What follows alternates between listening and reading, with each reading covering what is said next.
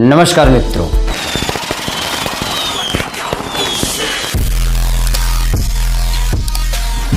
शौक उतना ही बड़ा रखना चाहिए जितने में अपनी सुकून न छिन जाए। हमारे समाज में खासकर मिडिल क्लास वाले जिनके शौक बहुत बड़े होते हैं, उनका कहना है कि 4 दिन की जिंदगी फिर अंधेरी पाक। यानी 4 दिन आपके पास हैं, दिल कर एंजॉय कर लो। कौन लेकर आया था, कौन लेकर के जाए, टीसी बहुत सारी चीज़। शायद उनको ये नहीं पता है कि इन्हीं 4 दिनों में कोई बहुत कुछ करके, बहुत कुछ बना के अपना नाम ऊंचे स्थान पर बना के ख़त्म होता है, और कोई ऐसा होता है कि जो कमाता है वो खाता है, और जो पापा ने दिया था उसे भी सफा चट करके मर जाता है।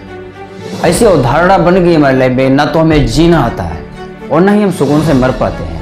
कभी बिना इलाज के हमारा कोई चाहने वाला दम तोड़ देता हमारी नज़रों के सामने, और हम वहाँ पर कुछ नहीं कर पाते, कुछ भी, बिकॉज हम बेबस हैं। हमारे पास पैसा नहीं है, हमारे पास एक प्रिपेयर प्लान नहीं था लाइफ को लेकर, इसलिए हमारे पास कुछ भी नहीं। देखिए, मैं बार बार एक ही बात कहता हूँ कि गरीब होना इत्तेफाक हो सकता है, मगर गरीब मर जाना ये आपकी कमज़ोरी है, आपकी गलती है। कोई है जो घर पर बैठकर हमसे पैसे खींच रहा है, और एक हम हैं कि चंद खुशियों के लिए, एक शौक के लिए खुद का पैसा उसे देते हैं, थोड़े थोड़े हिस्सों में करके देते हैं, और हमें लगता है ये चीज़ें आसान नहीं। आसान नहीं। हमारे पास अगर 10 लाख रुपए आ जाए तो हमारा रवैया बदल जाता है, हमारे तौर तरीके बदल जाते हैं, हम प्रधानमंत्री समझते हैं खुद को। और कोई ऐसा है जो करोड़ों रुपए इन्वेस्ट करके फिर भी बैठा रहता है, चुप रहता है, वो मामला नहीं करता, आपसे झगड़े नहीं करता। और हम मिडिल क्लास वाले, अगर एक छोटी सी बात हो जाए, भाई उसने कहा मुझे कैसे, मेरा कुछ रुतबा है, कुछ रिस्पेक्ट है मेरी, उसे कहा कैसे, मैं तो उसे ठिकाने लगाकर ही मानूंगा। बहुत नाराजगी होती है, गुस्सा होता है। इसलिए मैं कहता हूँ कि अपने तेवर को जरा काबू में रखो, क्योंकि तुमसे बढ़कर कुछ और हैं जो इसे कुचल कर रख देंगे।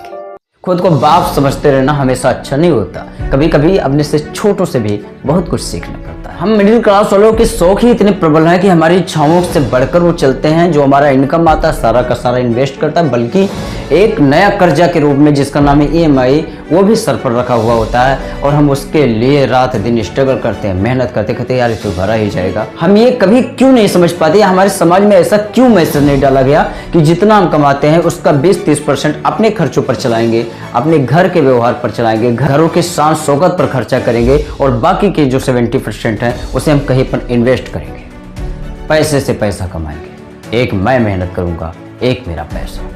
इन्वेस्टमेंट हमें नहीं आती।